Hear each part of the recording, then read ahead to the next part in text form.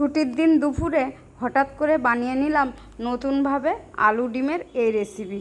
খেতে অসাধারণ হয়েছিল। আসসালামু আলাইকুম, লিলির রান্নাঘরে সবাইকে স্বাগত। আসুন তাহলে দেখে নেওয়া যাক আজকের আলু ডিমের এই রেসিপি। তো তার জন্য আমি সমস্ত কিছু গুছিয়ে নিয়ে চলে এসেছি। আর এখানে বড় বড় সাইজের 3টে আলু ঠিক এভাবে লম্বা লম্বা করে কেটে ধুয়ে জলটা ঝরিয়ে নিয়েছি। আর ডিমগুলো আগে থেকে সিদ্ধ করে রেখেছি। আর নিয়েছি একটা টমেটো, কয়েকটা কাঁচা লঙ্কা আর পেঁয়াজ। তো এবার চলে যাব মূল রান্নাতে।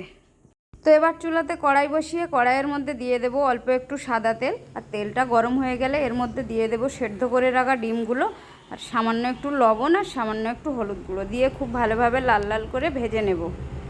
আর ঠিক এভাবে লাল করে ভেজে নেওয়া হয়ে গেলে ডিমগুলো তুলে নেব। তুলে নেওয়ার পর কড়াইয়ে আবারও দিয়ে দেব অল্প একটু সর্ষের তেল।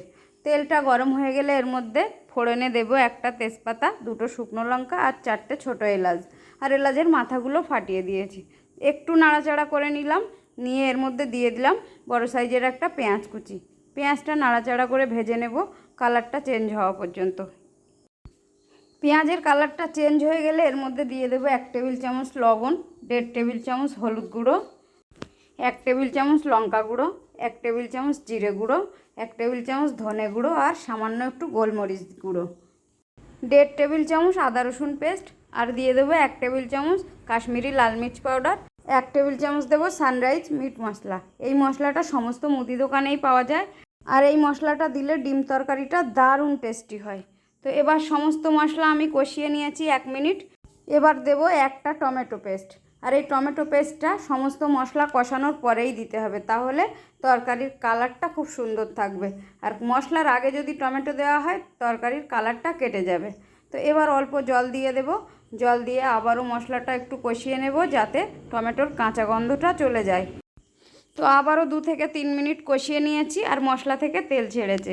এবার এর মধ্যে দিয়ে দেব কেটে রাখা আলুগুলো।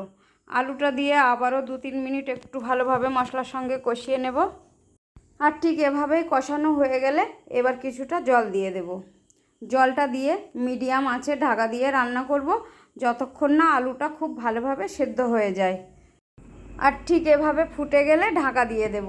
আর বন্ধুরা, ডিম আলুর এই রেসিপিটা একবার এভাবে বানিয়ে দেখুন, খেতে এতই টেস্টি হয়, বারবার কিন্তু বানাতে হবে। তো আবারও চলে এলাম কিছুক্ষণ পর। আর দেখুন ঝোলটা অনেকটাই শুকনো হয়ে গেছে আর আলুটাও খুব সুন্দরভাবে গলে গেছে। তো এবার আমি এর মধ্যে ভেজে রাখা ডিমগুলো দিয়ে দেব।